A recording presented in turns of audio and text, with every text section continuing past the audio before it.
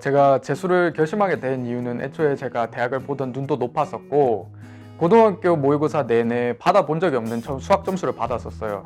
또 그리고 3년간의 공부 결실이 고작 이 정도밖에 안 된다는 아쉬움이 제가 이 재수를 결심하게 된 가장 큰 이유였던 것 같습니다. 근데 제가 목표로 하고 있는 대학이 정시 점수로 얼마나 높은지를 잘 알고 있었습니다. 그래서 과연 제가 그 목표지에 닿아가지고 저를 믿고 기다려주시는 가족께 실망시켜드리지 않을 수 있을까 하는 두려움도 또한 있었습니다.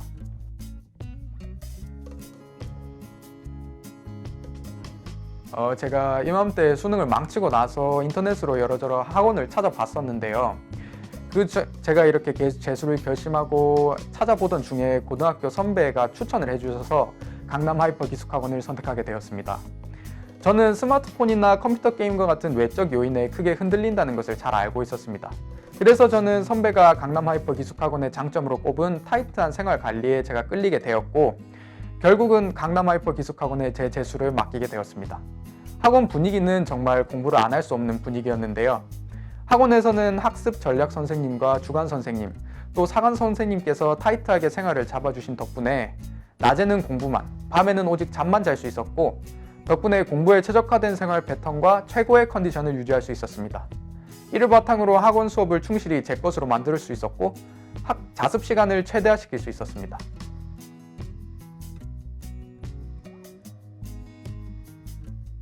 제가 학원 다니면서 이 학원에 만족했던 점은 여러 가지 있지만 그중 단연 최고로 뽑는다면 HSP라 할 수 있습니다. 저는 재수하기 전까지는 플래너란 걸 단 한 번도 작성해 본 적이 없었습니다.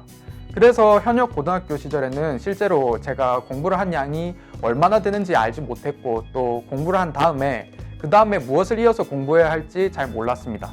그러나 제가 재수 생활 중에서는 일 단위, 주 단위, 월 단위 HSP 작성을 통해서 체계적인 공부가 가능했습니다. 또 학습 전략 선생님의 객관적이고 지속적인 HSP 피드백을 통해서 공부량이 치우치지는 않았는지를 확인하면서 학습 밸런스를 맞춰 나갈 수 있었습니다.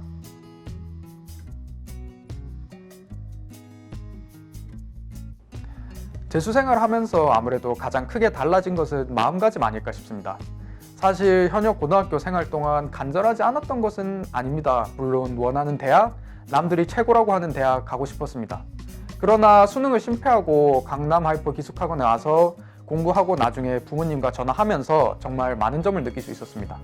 제가 느꼈던 점은 더 이상 고등학교 때처럼 생활해서는 안 되겠구나. 외아들인 나를 믿고 기다려주시는 부모님 생각해서라도 내 인생의 마지막이라고 생각하고 공부해야겠구나 라는 마음가짐으로 1년간 공부를 했습니다. 재수생활 중간중간 성적이 안 나오거나 육체적, 정신적으로 힘들 때도 많았습니다. 하지만 그때마다 저를 기다려주시는 부모님 생각하며 이 악물고 이겨내고 버텨낼 수 있었습니다.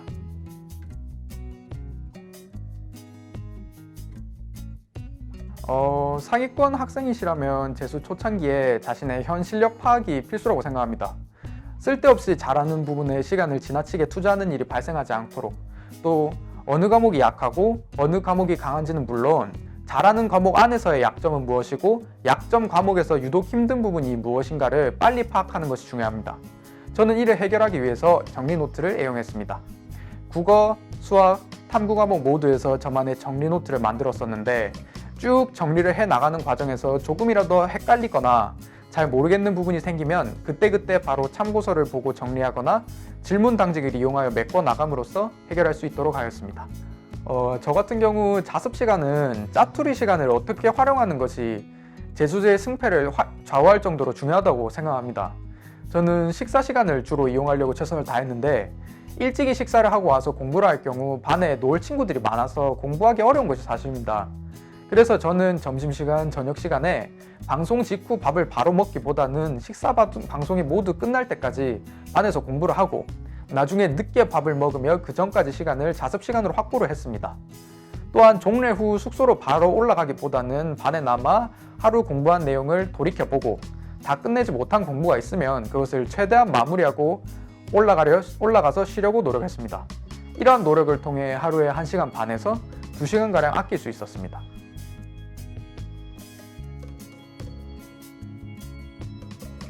국어는 재수하면서 친구들 질문도 많이 받아줬을 정도로 자신 있는 과목이었습니다. 저는 수능 국어 공부를 기출문제로 시작해서 기출문제로 끝을 냈습니다. 국어 기출문제를 공부하여 단순히 문제 풀고 답으로 끝나는 공부보다는 지문을 잡고 왜 이 지문이 이렇게 구성되었는지, 왜 이 문제가 이 지문에 따라 나왔을까 하고 고민하고 이를 통해 수능 국어의 출제 원리를 파악하려고 노력했습니다.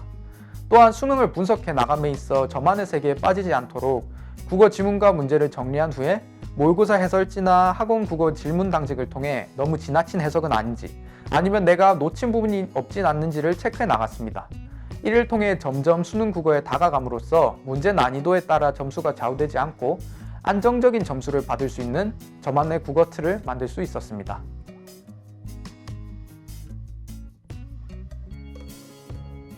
수학은 제 재수를 결정했을 정도로 제겐 큰 산이었습니다.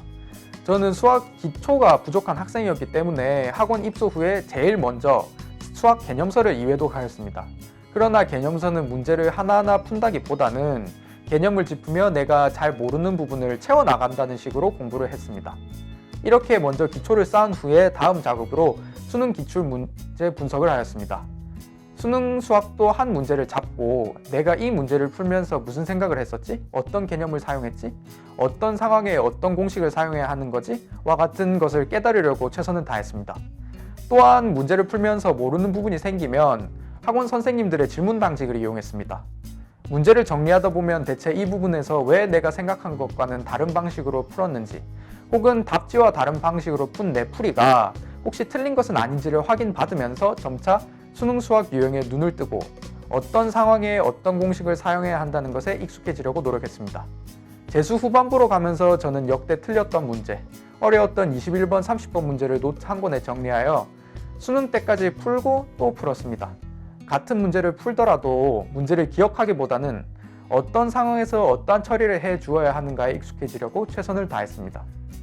수능 수학에 대한 철저한 분석과 학원에서 나누어주는 방대한 수학 문제, 그리고 학원 수학 선생님들의 리드 덕분에 수학에서 100점이라는 쾌거를 이룰 수 있었습니다. 수학 점수는 단기간에 빠르게 오르지 않습니다. 포기하지 않고 열심히 노력하시면 수능 때 빛을 보실 겁니다.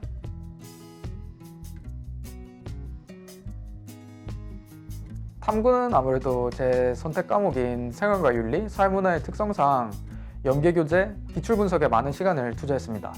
우선 생활과 윤리는 연계교재에서 모르는 지문, 처음 보는 지문은 정리해서 노트에 따로 정리했습니다. 또 수능 기출문제 중에서 선지로 나온 문장 하나하나까지 분석해가지고 정리 노트에 정리하면서 최대한 완벽에 가깝게 준비하려고 저는 최선을 다했습니다. 허나 생활과 윤리 과목은 자기만의 착각에 빠지기 쉬운 과목입니다. 그래서 탐구 선생님이 수업을 오실 때마다 질문 당직을 통해 엇나간 부분이 없는지, 저만의 생각은 아닌지를 점검하곤 했습니다. 이렇게 정리 노트 채워나가기로 저는 탐구 공부를 수능 치기 전까지 지속했고, 나만의 정리 노트 덕분에 수능에서 좋은 결과를 이룰 수 있었습니다.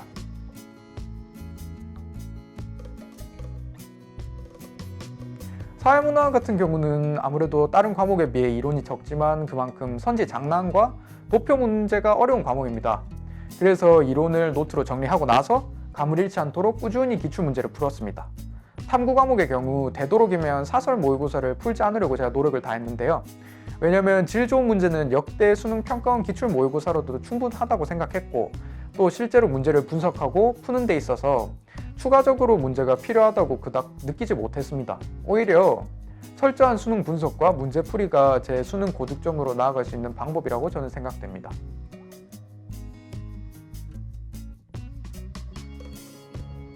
제가 눈에 띌 정도로 힘들게 슬럼프가 있었던 적은 없었던 것 같습니다.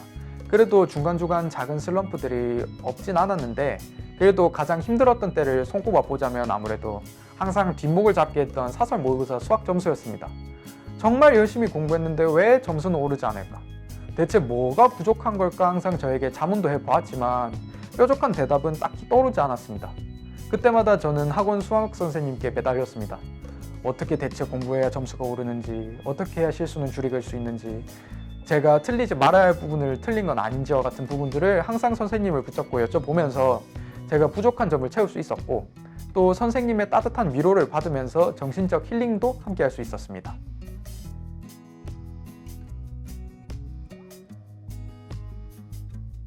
지금 점점 더 시간이 가면 갈수록 정시로는 대학 가기가 힘들어지는 판국에 재수라는 선택을 하신 여러분께 일단 먼저 대단하다는 말씀을 먼저 전해드리고 싶습니다. 분명 공부를 하면서 힘든 시기, 슬럼프도 찾아오고 시련도 찾아올 거예요. 하지만 그에 포기하지 않고 한 발자국 한 발자국 천천히 더 앞으로 나아가는 것만이 성장할 수 있는 지름길이라고 생각합니다. 6평, 9평에서 항상 자신이 원하는 만큼의 점수를 받지는 못할 거예요. 그렇다고 일희일비할 필요는 없어요. 지나친 들뜸, 지나친 슬픔 모두 이거 전부 앞으로 나아가는데 걸림돌이 될 뿐입니다. 부디 공부하는 데 있어서 평정을 잃지 마시고 남과 비교하는 열등의식에 빠지지 마시고 자신을 갈고 닦는 일에만 몰두하시기 바랍니다.